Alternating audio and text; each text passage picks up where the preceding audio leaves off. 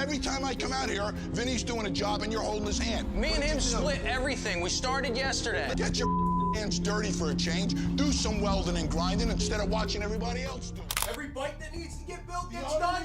Everybody's working at all times. And you know what? 10 years. This is the kind of stuff we've been dealing with for 10 years. There's a moment burned into the memory of almost every fan of reality television. A chair sailing across a garage office, a trash can following it, a door kicked off its hinges. It looked for a few seconds like nothing more than a bad day between co-workers. It was actually the end of a family. The man on the receiving end of that fury was Paul Teutul Sr. The man who threw the chair was his own son, Paul Teutul Jr., the soft-spoken, hyper-talented designer who had spent his entire life trying to earn his father's approval and never quite managing it. What the cameras captured that day, in 2008, wasn't just a fight. It was the final collapse of a relationship that had been cracking for decades, hidden behind sparks, steel, and the roar of a television audience that couldn't get enough of it. This is the real story of Paul Teutul Jr., not the polished version that aired on Discovery Channel, but the harder, sadder one underneath it.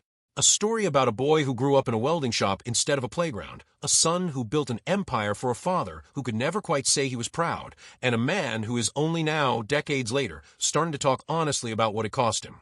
Paul Michael Teutul was born in October 1974, the oldest of 4 children in a family defined by steel, sweat, and a father with an explosive temper. While other kids were spending their summers on bikes or in front of the television, young Paul was already spending afternoons at Orange County Iron Works, the fabrication business his father ran. He wasn't there to play. He was there to sweep floors, carry tools, and stay out of the way of grown men running plasma cutters and welding torches. It might have seemed like an unusual childhood, but for Paul, the shop became a second home, and metal became a second language. He has talked over the years about picking up scraps of leftover steel as a boy and arranging them into little shapes just to see what he could make. Nobody had to teach him to love building things. It was simply in him. By his early teenage years, he was already welding well enough that grown men on the shop floor stopped treating him like the boss's kid and started treating him like a co-worker who happened to be a decade younger than everyone else. That kind of early responsibility came at a price. His father was not an easy man to work for, and he was even harder on his own son than he was on his employees. Mistakes weren't quietly corrected. They were called out in front of the entire shop. It shaped Paul into an incredibly disciplined craftsman, but it also planted a seed of tension that would take root for the next 30 years. Rather than following a traditional academic track through high school, Paul enrolled in a vocational program that let him spend part of his school day mastering welding, blueprint reading, and metal fabrication. Teachers noticed something different about him, an intuitive feel for how steel behaved under stress, almost like he could see the finished shape before he ever picked up a torch. He didn't need to be told twice. He practiced obsessively, staying long after class ended, refining the same weld over and over until it felt effortless. By the time he returned to his father's business after finishing his vocational training, he wasn't the kid who used to sweep the floor. He was a skilled tradesman in his own right, and within a few years, he was running the ornamental railing division of Orange County Iron Works, a department that, at its peak, accounted for a substantial share of the company's income. It would have been easy to write off his success as favoritism from a father who owned the business, but the results spoke for themselves. Customers specifically requested his work. Veteran fabricators who had initially been skeptical of the boss's son eventually admitted, however grudgingly, that the kid could really build. Success in architectural ironwork wasn't enough to satisfy him.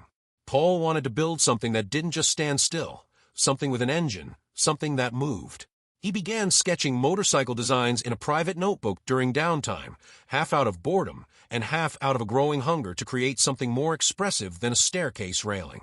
Around the same period, his father's own interest in motorcycles was reawakening. What started as an offhand request for help on a personal bike build turned into something bigger the moment Paul Sr. saw his son's sketches. They weren't just functional drawings, they were genuinely artistic, filled with flowing lines and a level of design sophistication that caught his father off guard. That moment became the spark for a new business. With roughly $175,000 pulled together from the family's ironworks operation, father and son launched Orange County Choppers in 1999. It was not an equal partnership from day one. Paul Sr. retained the overwhelming majority of ownership, while Paul Jr. held a comparatively small stake. At the time, none of that mattered.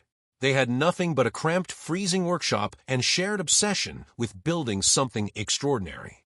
Their first full custom build, a striking blue motorcycle with white flame detailing, took months of grinding labor to finish.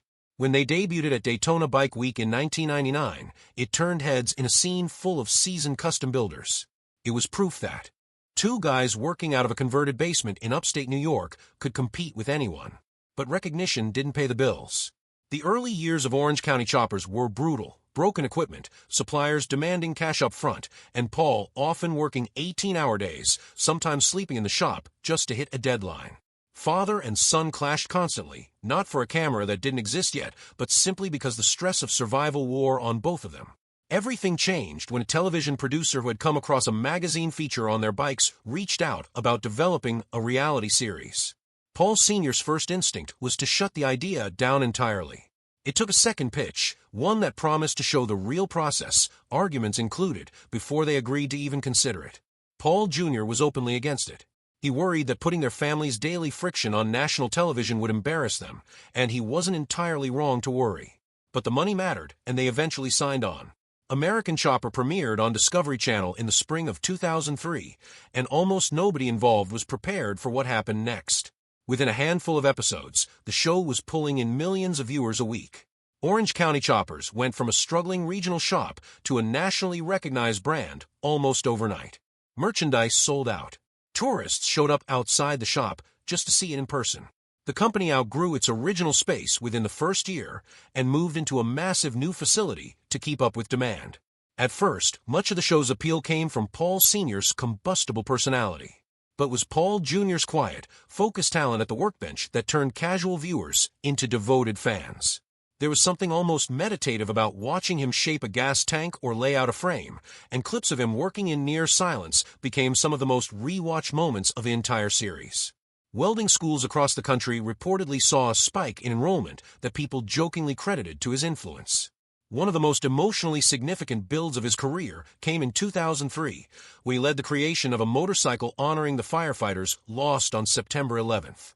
The bike incorporated hundreds of hand-painted emblems representing each of the fallen firefighters, along with a literal piece of steel recovered from the World Trade Center wreckage, which Paul welded onto the frame himself. When the finished bike was later involved in a transport accident, the New York Fire Department responded to the scene and handled the damaged motorcycle with the same care they might show a fallen colleague. Years later, Paul returned to that same well of grief and purpose to help build a second tribute bike, unveiled in early 2011 in partnership with the National September 11th Memorial, with public figures including then New York City Mayor Michael Bloomberg in attendance. Behind the emotional builds, Paul Jr. was also quietly changing the technical side of the industry. He was one of the first custom builders to adopt digital surface modeling tools that dramatically cut down design time on complex curved bodywork, and he later taught himself the programming language used to control CNC fabrication equipment, giving him direct command over both the artistic and mechanical sides of a build. Underneath the success, the relationship between father and son was deteriorating. In 2007, Paul Sr. formally gave his son a 20% ownership stake in Orange County Choppers, but retained full operational control himself. On paper, it looked like a reasonable arrangement. One man ran the business, the other brought the design vision that had made the company famous. In practice, it became a source of growing resentment. As press coverage and public attention increasingly focused on Jr.'s creative work, rather than his father's old-school approach, tension in the shop kept climbing. By 2008, the workplace had effectively become a battleground. Arguments between father and son weren't occasional anymore. They were routine, and the underlying issue was almost always control. Jr. wanted room to create on his own terms. Sr. wanted obedience. Other employees absorbed the fallout. One designer reportedly destroyed his own work in frustration after a blow-up with the elder Teutul, and even younger brother Michael, usually the peacemaker of the family, struggled under the constant strain. The breaking point came in September 2008. A dispute over Paul Jr. running late escalated into a screaming match in front of the entire crew. When Paul Jr. tried to defend his work ethic and argued the company would struggle without him, his father refused to back down. In the chaos that followed, Paul threw a chair, kicked in a door, and stormed out of the building. His father followed him out and fired him on the spot. That single explosive moment later replayed endlessly online and turned into internet memes, marked the true end of their working relationship, even though the legal and emotional fallout would drag on for years. What followed was not a quiet parting of ways. Discovery briefly warned Paul Jr. that walking off the show violated his contract, and for a short stretch, he returned in a limited capacity, but by April 2009, his time at Orange County Choppers was finished for good. His father then moved to force him out of the business entirely, attempting to buy back his ownership stake for a fraction of what Paul believed it was worth. When Paul refused to sell, his father filed suit, seeking both the forced buyout and additional damages, even naming the company itself as a co-defendant in an attempt to box his son in from every direction. The core of the legal fight came down to a poorly worded buyout clause in their original partnership agreement, one that allowed a forced sale of shares at fair market value, without ever defining how that value should be calculated. A New York court initially sided with Paul Sr., ordering an independent appraisal of the shares. It looked for a moment like Paul Jr. had lost everything he'd helped build. But on appeal, the ruling was overturned. The court found the buyout language too vague to enforce, allowing Paul Jr. to keep his stake in the company his father could no longer force him out of. It was a legal victory, but hardly a joyful one. A one-year non-compete clause barred him from building motorcycles under his own name until 2010. So he pivoted into general product design instead, working on projects as varied as a grill redesign for an outdoor cooking brand and a public dog park.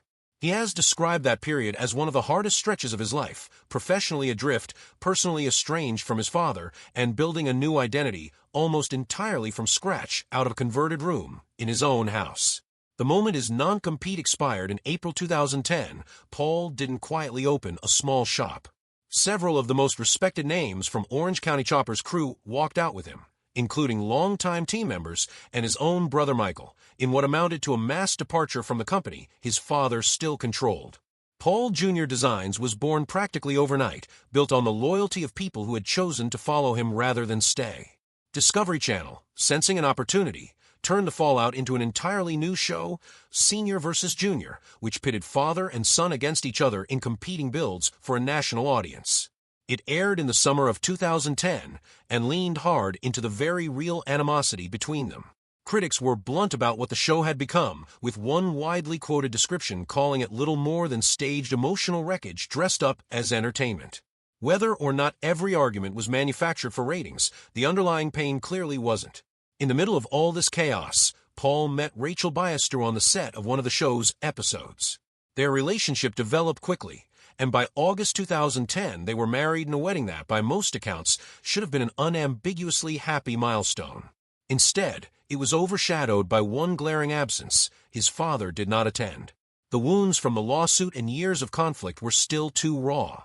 Even surrounded by more than 100 guests, the empty space where his father should have been was impossible to ignore. Between 2010 and 2016, Paul Sr. and Paul Jr. faced off repeatedly in televised build competitions, and Paul Jr. won the majority of them, proof, at least to his growing fan base, that he was no longer operating in his father's shadow. Meanwhile, Paul Jr. Designs expanded well beyond motorcycles into licensed apparel and branded collaborations with major entertainment companies, eventually becoming a business that, by some estimates, outpaced the value of the company his father still ran. The most significant turning point in Paul's personal life had nothing to do with motorcycles. He and Rachel struggled to conceive for nearly 2 years before their son, Hudson, was born in 2015. Paul has spoken about how becoming a father completely reshaped his understanding of his own childhood and, by extension, his relationship with his own father. Holding his newborn son, he later said, gave him a new kind of empathy for a man he had spent years resenting. Around this same period, Paul became increasingly open about his Christian faith, describing a personal transformation that reshaped how he approached his marriage, his business, and eventually his estranged relationship with his father. He has talked publicly about wanting to break generational patterns of conflict and emotional distance for the sake of his own son, even while acknowledging that his relationship with his father remains far from close. A brief, unexpected moment of connection came in December 2011 when Paul Sr.'s mother passed away. After nearly 2 years without speaking, Paul Jr. called his father to offer condolences. It wasn't a long conversation, and it didn't erase years of hurt, but it was the first real crack in a wall that had stood since the lawsuit. Years later, in 2018, Discovery brought the two men back together for a reunion special built around restoring an old motorcycle, and again in a follow-up special build as one final collaborative build. Neither project produced the emotional breakthrough that marketing materials implied. Paul Sr. later admitted bluntly that doing the special hadn't actually improved their relationship, a comment that frustrated many longtime fans who had hoped for real reconciliation. By his own admission in various interviews over the years, Paul Jr. and his father have largely lived separate lives, reconnecting mainly when a production contract requires it rather than out of genuine closeness. He has spoken about going years at a stretch without sharing a holiday meal with his father, a detail that captures just how permanent the rift has become, regardless of how many reunion specials get filmed.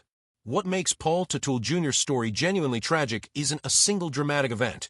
It's the slow, accumulating cost of growing up inside a business built on approval that rarely came, then watching that same dynamic nearly destroy the family a second time once cameras and money were added to the mix. He built one of the most recognizable brands in custom motorcycle history, won a legal battle that could have erased everything he'd built, became a father determined to raise his own son differently, and found a version of peace through faith rather than reconciliation. In his own published memoir, The Build, he has already spoken candidly about many of these struggles, his father's temper, the toll of the show, and the long process of rebuilding his identity outside his father's shadow. Paul Teutul Jr.'s story is ultimately about what it costs to become your own person when the man who raised you can't quite let you. It's a story about talent forged in a hostile environment, about a business empire built out of spite and heartbreak in roughly equal measure, and about a son who, even now, is still trying to make peace with a father who may never fully offer it back.